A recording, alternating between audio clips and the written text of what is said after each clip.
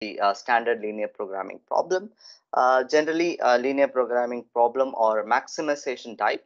Remember in the end of the previous lecture, we talked about the minimization problem, which is just the we cannot say it's an opposite, but it's a negative of maximum of the minus f of x. So this is kind of a more interesting stuff when you define minimization problem, right? So, but generally, standard linear programming problem is a maximization type. Say it has n decision variables, say m linear constraints, and the objective function is a single function. It does not have multiple, function, but does have multiple criterion like x1, x2, but it's not a multiple function. It's just a single function, and the coefficients of the objective function, that ci, are unrestricted in sign, which means that they take up any value, positive, negative, zero, whatever might be. But the coefficient and also the coefficients of the decision variables are also unrestricted in sign. So the coefficients can take any value, but one important thing is the decisions variable cannot take negative value, meaning we cannot have -5 product, right? -5 time, something like that. So the decision variable cannot take a negative value. So that's a basic idea of what is a decision variable or the constraints or the variables. And also the right hand side coefficient. This is what I told you yesterday. The right hand side coefficient of the constraint equations are non-negative. So which means that take either zero or positive value, but it can never be negative. But occasionally we might encounter a case in some textbooks or literatures wherein which the RHS is negative, but there is a procedure to counteract that. So that we will be discussing in today's lecture. But as of now, RHS coefficient of the constraints equations are non-negative, right? And yeah, something like linear equalities or inequalities are not permitted. Something like not equal to symbol and less than symbol is not permitted. We only look into inequalities, which is less than equal to or greater than equal to. So we'll talk about that in subsequent classes. But as I understand, it does not takes up any other form except equality or inequalities, right? So these are the standard linear programming problem, and assumption will come back to that little later once we define the solution methodology. Right. So solution of linear programming problem, it's categorized into two. One is called the algebraic or numerical method or numerical solution. The next is the graphical or geometrical method or something like that. So first we'll take a look at the algebraic or numerical method. So we talked about in the previous class, during the solving example. We talked about the elimination method, we talked about the substitution method, and there are other methods available, which is called Gaussian elimination, then Fourier-Mutzkin's elimination method. Then we also talked about cross multiplication method in the previous lecture. Um, Probably everything put together, we can call matrix algebra method and Gauss-Jordan, complete elimination process and so on. So we will be discussing the Gauss-Jordan's complete elimination process method when we do a simplex method for linear programming problem. But as of now, understand. So these are the things that constitutes to solve linear programming problem using the algebraic or the numerical method. And constraints. We talked about constraints. So given a problem, maybe your assignment number 1 is on linear programming problem. We'll give some word problem as well as the direct mathematical equations to solve that particular linear programming problem. But given a word problem, we might encounter some words which you need to understand its corresponding notation. So that's what I wanted to emphasize in this lecture. We talked about always, equals, equals to, is exactly, strictly. So all these things means equal to symbol. So equal to in the constraint equations, but sometimes not equal to. This may not be a part of linear programming problem, but understand this is also an linguistic notation corresponds to linguistic variable. Linguistic is just like verbal, like how do you express in terms of words, right? This is a mathematical symbol or mathematical notation or something like that. And less than and minimum of, more than, maximum of, can even talked about this less than symbol and greater than symbol. And these symbols, less than and greater than symbols, are called strict inequalities, say, or strong inequalities. As a term meaning is strong inequalities or strict inequalities. We'll talk about that when we define the geometrical method, so you understand much better why that is called strong inequality. Whereas less than or equal to, strictly not more than, or at most, you have this particular thing, less than equals to symbol, and these are called weak inequalities, right? And greater than or equals to, strictly not less than, or at least. Remember, this at most and at least is probably gets repeated in most of the word problems in LPP. So you should know at most is less than equals to, at least is greater than equal to, which means that at that point, and maximum, that is what we call at least. At most is at that maximum, so we cannot have greater than that or something like that. So that's what basically it means, right? So in a linear programming problem, we will only use equality symbols and weak inequality symbols. So other than that, we're not part of linear programming problem, but understand that those are also very important, inequality symbols, right? So that's what it says. Sometimes, let's take a look at, yeah, here's a definition.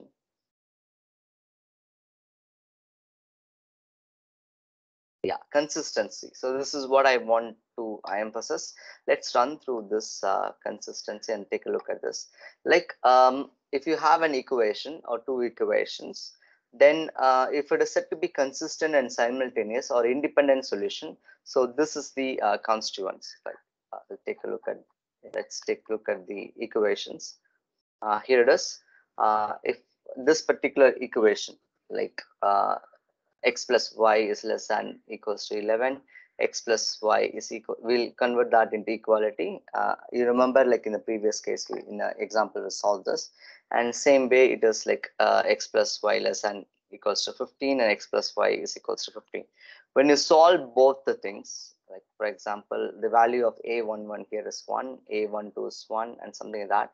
And when you solve this particular thing, if you take up this particular formula, this first equation's coefficient and next equation coefficient, and if both are not equal, this is the right hand side coefficient, then we'll have at least one solution, only one solution. It's probably the unique solution, right? But if most of the criterions are same, then you might have infinite solutions. And if the coefficients are the same, but right hand side is not the same, then we don't have any solution at all. So this is called inconsistent solution or no solution, or this is something like a parallel lines. So it does not have any, lines, any points that intersects. So there won't be any solution or zero null solution, right? So that's what basically this means, right? This particular equations, right? So we'll define this when we talk about, the graphical method. So you may not understand this at this point of time, but you'll understand this when you do it in a graphical, right? So we'll talk about other things, right? So this is what I wanted to tell you. This is very important. It's called negative value coefficients or negative value constants, right? Say for example, this is the basic algebraic perspective. So the order of an inequality changes, which is if you have greater than equals to symbol, and when you have right hand side to be negative, what you do is you multiply either side by negative symbol so that the right hand side becomes positive. On that occasion, that greater than equal to symbol changes to less than equals to. So the sign gets reversed. That's the basic algebraic method, right? So when you have a negative number, in the right hand side, you multiply either side by negative sign, and then the sign gets changed. That's reversed. So this example, you can take a look at this example. We have got is objective function c1x plus c2y. This is the first constraint equation, x minus y less than equals to minus b1, and the next one will be x plus y less than equals to p2. And you can see that in this case 4.20a, the RHS is RHS that is negative. So what we do is we multiply either side by negative, so that that gets changed or something like that. So on that note, if you multiply minus here, that will become minus x, then minus of minus will become plus y, then minus into minus b1 becomes b1, but this sign gets changes to less than equal to gets changes to greater than equal to. So this is a very important thing that you should really understand, because in exam sometimes when we give it and in a hurry you will do with the minus in the RHS, then you don't get any solution at all. So just keep that in mind. So this is a very, very important thing that you should really know, right? And same way, another example, in this case we take a minus b2, say we'll multiply by everything by minus, here it will become all minus x minus y, then it will become b2, just positive, something like that. So this is a very, very interesting thing that you should really know. Other things are very, very minor, so you don't have to really look into all the other aspects as well. All right, so yeah, so unrestricted in sign, this is also an equally important. In fact, unrestricted in sign will be very difficult to do or compute manually, because what this means is that remember when we do any formulation, say you take a look at this, we'll just say x is greater than equals to 0 and y is greater than equals to 0. So which means that all our values of x and y will be in the positive quadrant or in the first quadrant of a Cartesian coordinate. Say the first quadrant will become all positive, x and y becomes positive, and it takes up a minimum of 0 and maximum of a finite value, something like that. But if you have unrestricted in sign, unrestricted in sign means it can take any value, any negative value, any positive value, or 0. So it will be very difficult to solve by manual method, because the iteration goes on and on. So when we do a simplex method, you really understand this is not gonna hold really good. So how do we go about and solving that is also a key factor. Say for example, in this case, z max equal to c1x plus c2y. I've got x minus y less than equals to b1 and x plus y less than equals to b2, but x is greater than equals to 0, but y is URS, which is unrestricted in sign. So which means that our y can take up any value, uh, any even a negative value or a positive value or a 0. So that's why it just says unrestricted in sign. So sign does not matters. But here it is restricted in sign. Greater than equals to 0 means it will be only positive value, 0 and positive value. So that's why it is restricted. But no, but normally we don't say it is restricted in sign, but we only talk about unrestricted in sign. So how do we go about and do that is, we'll take y equals to y dash minus y double dash. So this is a very, very important thing that you should do. Say replace y by y dash minus y double dash, or if you call it by y prime minus y double prime is also fine. So it's something and different thing that you should really look into, right? And then we say that y dash is greater than equals to 0 and y double dash is also greater than equals to 0. So this is also equally important stuff that you should really know about the unrestricted in sign, right? Y dash is negative if y dash is less than y double dash.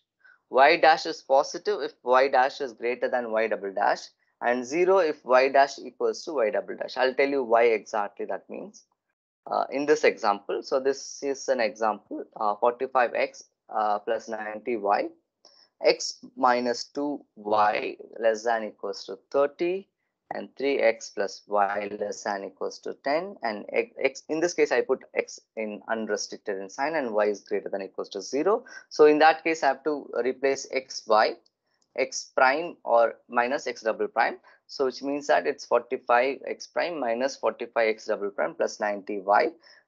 In here, instead of x, I'll be putting x prime minus x double prime.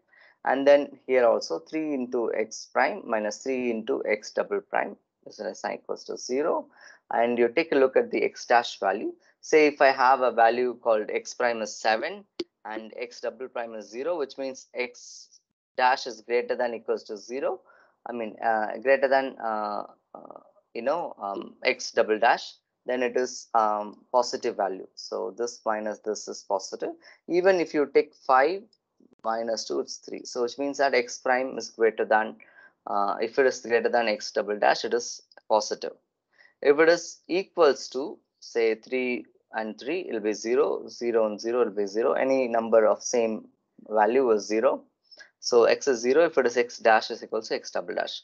But x dash, if it is less than x double dash, you'll have a negative value. So which means that we cannot minus a small number to a greater number. If it's so, it will become negative numbers, something like that. So that x is negative. So that's just the commentary for that particular, sentence here. And so far we talked about, basic constraints, unrestricted in sign. We talked about consistency of equations. In fact, consistency of the equations you really understand much better during, graphical method rather than numerical methods or algebraic method.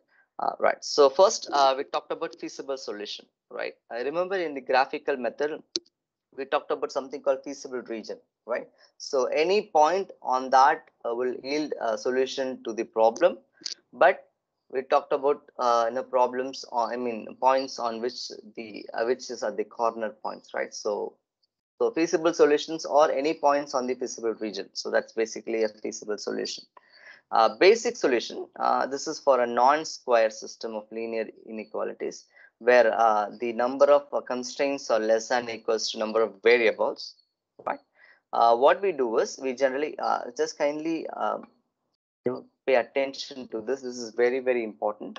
So which means that when we have m linear constraints and n decision variables, where m is less than n, that is number of variables are greater than the governing equations. We'll talk about this little later. M is equal to n is trivial, right?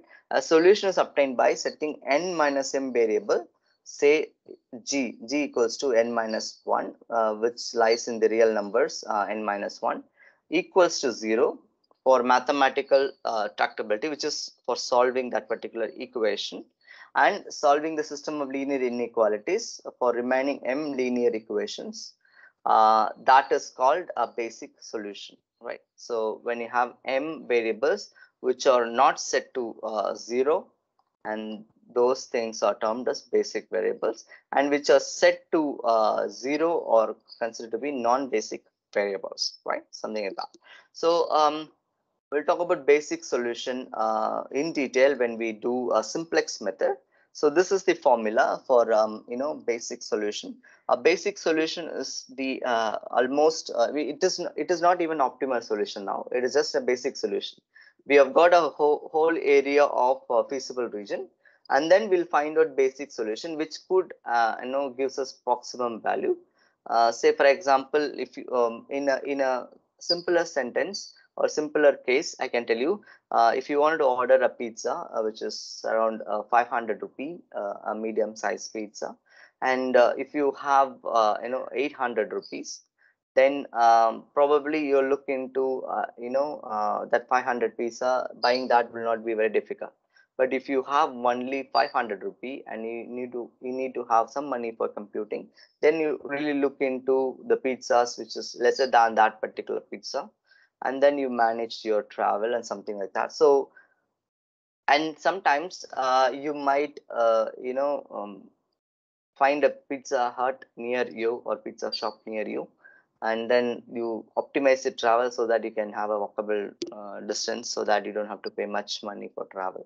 So those things, right? So those things are called optimal solution. But all the other solutions which we derived earlier are, for that case, is something called a basic solution or feasible solution, something like that. So that's basically the idea of this basic solution, feasible solution, right?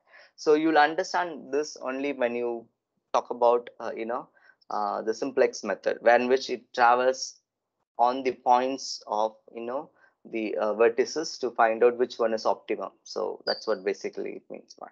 Say for example, if you have a system of linear inequalities consist of two equations and four variables where n is less than n. So n minus m is set to 0, which means 4 minus 2 is 2, which is two variables are set to 0. Then that particular combinations, 4 combination 2 is 4 factorial divided by 2 into 2 factorial. You'll have something called 6 solutions, 6 basic solutions, right? So we'll talk about that in much detail when we do a lot of theory class on the simplex. But as of now, understand this is the basic possible solution.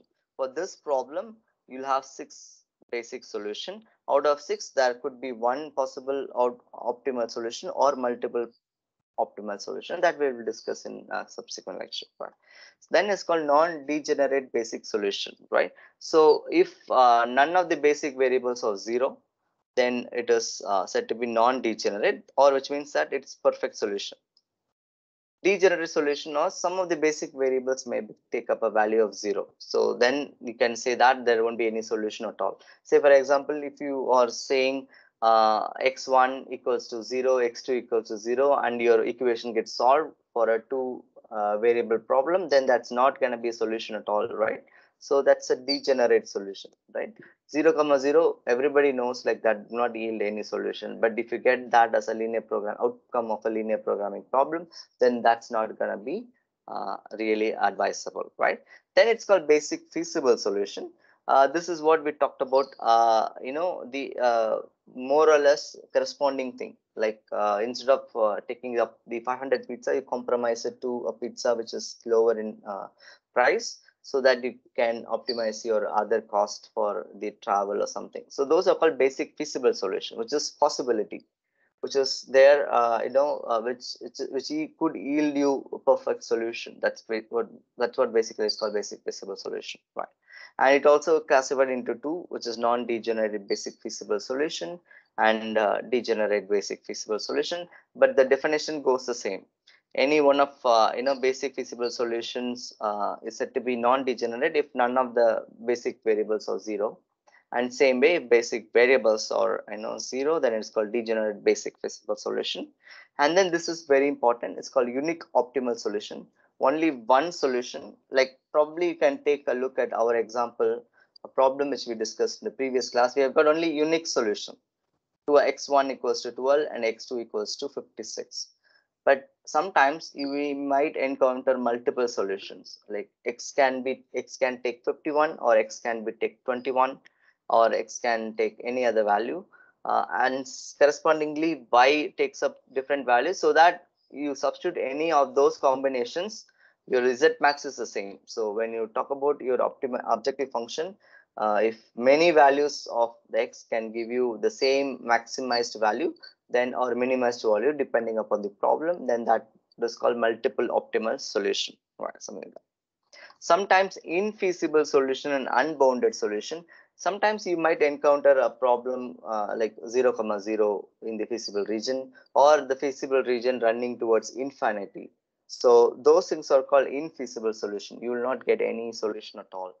And sometimes it is unbounded solution. Say for example, in a maximization problem, we'll have the standard inequalities is less than equals to. But sometimes if you have an inequality greater than equals to, then that that shoots up, the feasible region shoots up to infinite.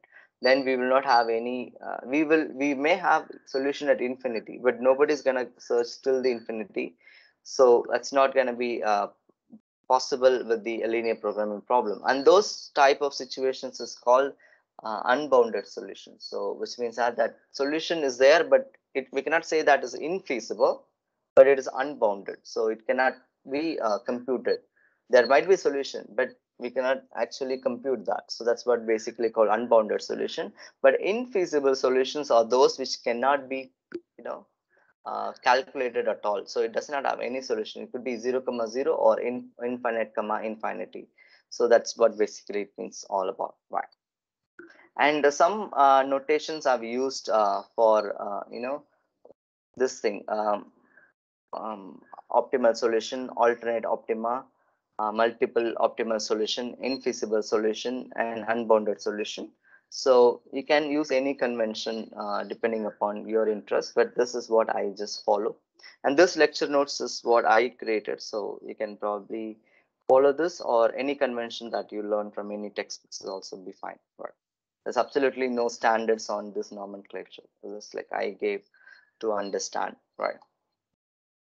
Next is very important, called the graphical method. So this is where the whole part of this, today's lecture is all about. Understanding that in terms of the algebraic method for solving linear programming is little cumbersome when you compare graphical method. But one of the drawbacks, as I mentioned yesterday, is that it has no limitations on the number of variables. You cannot have variables more than 3 to do it in a graph. So that's one thing. But for a minimal problem, say 2 by 2, or which is like two variables and two equations, something like that, or two variables and three equations, you can very well solve using this graphical method or something like that. Sometimes three variables can also be solved, but it needs a special computer package or computer programming or computer software to do that, but it's cannot be done using manually, right? But sometimes this is what I learned from some lecturers, some foreign lectures. They say that when you have a 3 by 3, you have a three variables, you can convert that into a two variable linear programming problem using duality theory. So we'll be focusing duality a little later in this course, but we can convert that so that the three variable gets converted into two variable. But anything beyond that is very difficult. Like if you have a four variables, and it will be very difficult to solve it, because even if you know uh, this thing, if you invert that, then that might yield more than two variables, something like that. So that's what basically it's all about. Cartesian coordinates. Everybody knows what's a line segment and intervals. This we can probably just a recall of your elementary mathematics. Like if you have a closed boundary, which is this inequality applies, say the weak inequalities, which means including that point, start and end point, and whatever values in between that, right? So x takes any value between a to b and includes a and b, right? So if it is a this bracket, round bracket, then it is the strong inequality. So it does not include b, but anything less than b, right? Something like that. And same way, this is it includes b and anything less than b until a, but not a. And this is strong inequalities when which it does not includes a and b, but includes anything between a and b, right? Something like that. So why do we define this thing is called? This is called half plane. I will talk about this later. This is called the half plane. So what does that mean is that we talked about, just zoom a bit so you can understand much better. So we talk about strong inequalities, right? So strong inequalities, this hyperline, hyperplane is not included, and any values less than y is less than tx plus t is a slope, tx plus c. So whatever this region is governs, and same way whatever this region is this thing, y is greater than t plus 1, but does not include the line. But when you have a weak inequality, like in the case of linear programming problem, we'll include this line as well. So this line gets also included, and this y equal to tx plus c is included. Whereas that's why you remember we convert this less than equal to and greater than equals to inequalities to equalities while solving linear programming problem. But that's not possible when a linear programming problem has this kind of a strong inequalities, right? That's the reason. Right? And that is called hyperplane. I can take a look at hyperplane. So that's a hyperplane. You remember, as I told you, y is less than tx plus c. So all this orange color region, and y is greater than or equals to tx plus c, all this region, and also that includes y equal to tx plus c. Whereas in this case, it only looks into this yellow region and orange color region, but does not include this particular region. Right? So this is very, very important. So you can take a look at that. And shading, we talked about in a linear programming problem. I'll take a look at this. This is the graphical method. We have an equation called y equals to the slope x plus the constant c. And then we have got, you remember in a corner point method, we'll find these 2 points, then we'll draw this line, correct? So that's what basically it means. And anything that below that is called in feasible region. But in a linear programming problem, the constraints or the variables are greater than or equals to 0. So which means that we don't have to really worry about all the negative regions. So what we do is we only take this particular region, origin, then this point and this point, like in this case, and then we can probably draw the feasible region. So remember, why do we draw feasible region in this thing is because our, this is the non-negativity restriction. Say this green color is a non-negativity restriction, that the arrow is like this, and the red is the non-negative restriction for y. It is the greater than equals to 0, then it will be like this. And then we have the line, the equations of this line, and we have like this. And then this is a slope, a11 divided by a12. This is in terms of negative because it's a downward slope.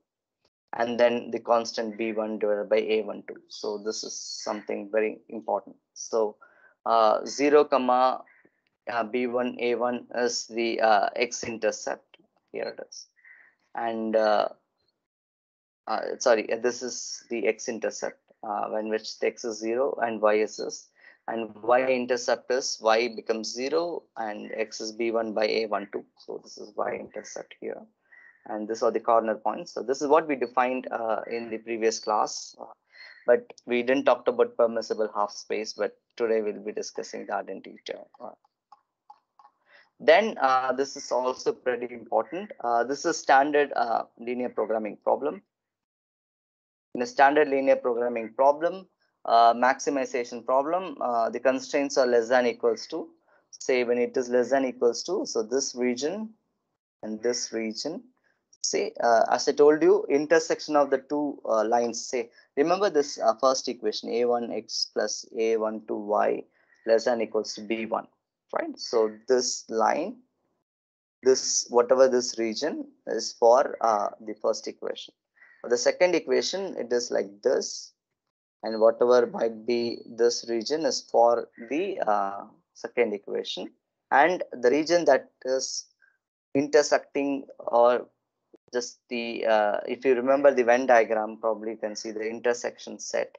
So this particular intersection set is a feasible region. Right? There's a corner point here, there's a corner point here, there's a corner point here, and the origin. So whichever optimizes, whichever corner point yields maximum value, that will become the optimal point, right? So this is for the maximization case. For the minimization case, we can say that this is the region for this second equation, which is yellow color, and red color lines is the equation 1, and that has got almost all that regions as the feasible region for that, and intersecting both the things. And this point, remember, this is a point for a optimal value for a minimization case, because it is greater than equals to, say the regions are greater than equals to, so the region run through it. So we will find using iso-objective lines which point is minimum. So this point is minimum, and that will become an optimum.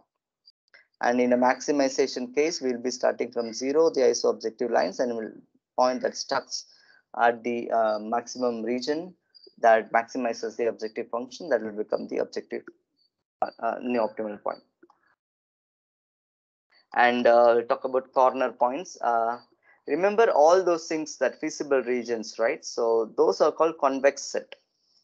The reason is that convex set, means like any point on it, like when you draw two lines on it, any 2 points and you draw a line on it will yield the same value or will yield the same solution or something like that. So that's basically the feasible region, something like that. So if you have some gaps or something like this, or these 2 points may not yield a feasible solution, then that point is called non-convex set. So remember, this is a convex set. So you can see any point on this, any 2 points gets connected, gives us the optimal value, so or a feasible value. So that's what basically this is, feasible region. But if you have any of this nature, that will not yield a feasible solution. So those are called non-convex sets. So that's basically, if you really wanted to do in 3 dimension, it is something like this. The solution space in a 3D space, and the equations will be, it is not a point anymore, it is a line actually. The optimal, it's not a point, it's optimal line, and you can extend the geometry to a greater extent, but it will be very difficult to solve manually. So we don't generally prefer having a 3 dimensional or multi-dimensional variables, something like that. And alternate optima. Sometimes if you have an equations like this, the constraints equation like this, so any point on this can yield the same value. Say 5 and 3 and 3 and 5 can give us the same solution for this particular, or optimizes the same objective function, or the objective function can yield the same value. So in that case, it is called multiple optimal solution. And sometimes this is a typical example. We'll do a problem on this, having a multiple optimal solution. But even this point and in this point can give us the same value. So in that case, we'll get a multiple optimal solution. In this case, you can see when you draw an iso objective line, it will have exactly coinciding with this line. So which means that two corner points or intersects by the the iso objective lines, then 2 points are the optimal point. So these are the case of alternate optima or multiple optimum solution, and sometimes infeasible solution. So this is an infeasible solution. You see, this is less than equals to b1, and this is greater than equals to b2. So the solution space for this particular red color is here, and the solution space for the blue color is here. So there won't be any intersection, so there won't be any solution at all. Sometimes you may have two constraints having mutually involved set or intersecting set, but one constraints may not have that particular contribution to the solution space. Say for in this case, the green is the blue is the first equation, and the green is the second equation. So which means that this region is kind of feasible because it engulfs, intersects both first equation and second equation, whereas you have a third equation now. So which means that this equation, this region or this region or this region, and probably this cannot be taken as, because this is greater than. So if it is less than that B3, then you can consider this, not even this region, because blue color is not, intersects with this. So this is a typical example of an infeasible solution. You don't get any solution at all. It is something like many disconnecting elements in your mathematical analogy, something. And this is something called unbounded solution. This is a case of a maximization problem with the greater than equals to inequalities, so that your solution space runs to infinity, and you will go maximum, the iso objective lines goes maximum, and you will not get any solution at all. And this is also an unbounded solution when with this a minimization case, and it is less than equals to constraints, and when you do an iso objective line, it says 0, 0 is the optimal value. So that's not going to be any useful to your LPP. So that's basically an unbounded solution. So there are solutions, but that's not gives you some meaningful information, right? So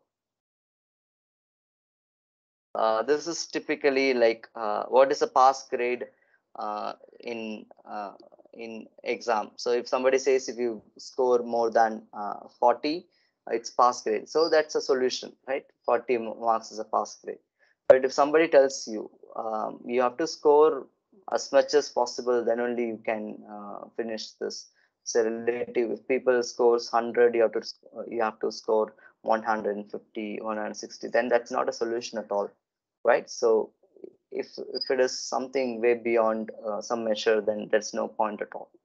And this is also pretty much an important thing, right? Say if somebody says what mark are you gonna get, they say I'm gonna get more than 0, then that's not gonna be a solution. There will be some clear cut value. Say I'm gonna score 75, 80 and 85, so that's gonna be the value or solution rather than just a blend or unbounded space or something like that. And this is what we talked about, the algebraic method, the consistency of the system of linear equations. In this case, you can take a look at that. So these are the constraints, and these are the x-intercepts and y-intercepts and slope. And you can see that equation x plus y less than equals to 11 is here, and equation x plus y less than equals to 15 is this here. It's actually the red line below this thing, this particular equations. So you see both the things are parallel. So parallel will not give any solution at all.